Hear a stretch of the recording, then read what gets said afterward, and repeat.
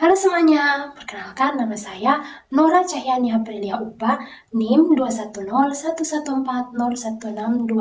Saya adalah mahasiswa aktif Universitas Nusa Cendana Kupang, Fakultas Keguruan dan Ilmu Pendidikan, Program Studi Pendidikan Guru Sekolah Dasar, kelas D dan semester 5. Di sini saya akan menjelaskan satu materi tentang karakteristik dan prinsip pembelajaran bahasa Indonesia di sekolah dasar. Nah, di sini perlu kita ketahui bahwa pembelajaran bahasa Indonesia itu merupakan suatu proses perjalanan panjang yang dilalui oleh peserta didik dalam mempelajari bahasa Indonesia atau bahasa kedua setelah bahasa ibu. Nah, di sini ada 3 karakteristik individu peserta didik yang perlu kita perhatikan bersama. Yang pertama, karakteristik yang berkenaan dengan kemampuan awal seperti kemampuan intelektual, kemampuan berpikir, dan hal-hal yang berkaitan dengan aspek psikomotor. Karakteristik yang kedua yaitu karakteristik yang berhubungan dengan latar belakang dan status sosial kultural. Dan karakteristik yang ketiga yaitu karakteristik anak usia sekolah dasar. Oke. Berikut tujuan pembelajaran bahasa Indonesia di sekolah dasar. Nah, tujuan pembelajaran bahasa Indonesia di sekolah dasar ini terdiri atas beberapa bagian. Yang pertama yaitu berkomunikasi secara efektif dan efisien sesuai dengan etika yang berlaku. Yang kedua, menghargai dan bangga menggunakan bahasa Indonesia sebagai bahasa persatuan dan bahasa negara. Yang ketiga, memahami bahasa Indonesia dan menggunakannya dengan tepat dan kreatif untuk berbagai tujuan. Yang keempat, menggunakan bahasa Indonesia untuk meningkatkan kemampuan intelektual serta kematangan emosional dan sosial. Yang kelima, menikmati dan memanfaatkan karya sastra untuk memperluas wawasan, memperhalus budi pekerti, serta meningkatkan pengetahuan dan kemampuan berbahasa.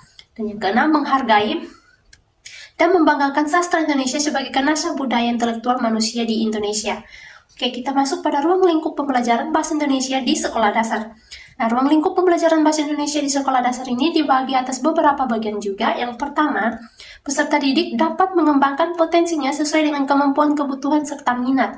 Yang kedua, guru dapat memusatkan perhatian peserta didik kepada pengembangan kompetensi bahasa peserta didik.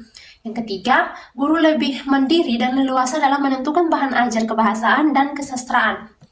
Yang keempat, orang tua dan masyarakat dapat secara aktif terlibat dalam pelaksanaan program kebahasaan dan kesastraan yang telah disusun oleh sekolah.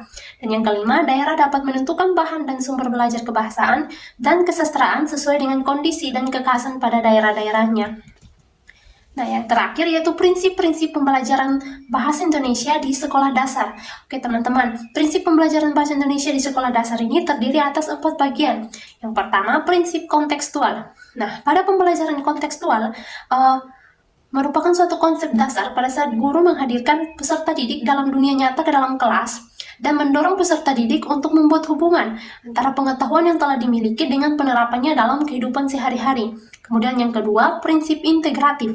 Nah, pelaksanaan pembelajaran bahasa Indonesia ini berdasarkan konsep integratif yang mengacu pada pengembangan dan penyajian materi pelajaran bahasa secara terpadu.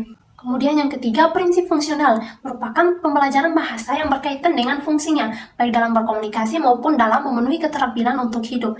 Dan yang terakhir, yang keempat, yaitu prinsip apresiatif, di mana pembelajaran yang menyenangkan dan tidak hanya berlaku untuk pembelajaran sastra, tetapi pembelajaran ini juga untuk berlaku pada aspek yang lain, seperti keterampilan berbahasa, baik menyimak, berbicara, membaca, maupun menulis. Oke teman-teman, sekian materi yang dapat saya jelaskan, kurang lebihnya saya mohon maaf, dan sampai jumpa di video selanjutnya. Dadah!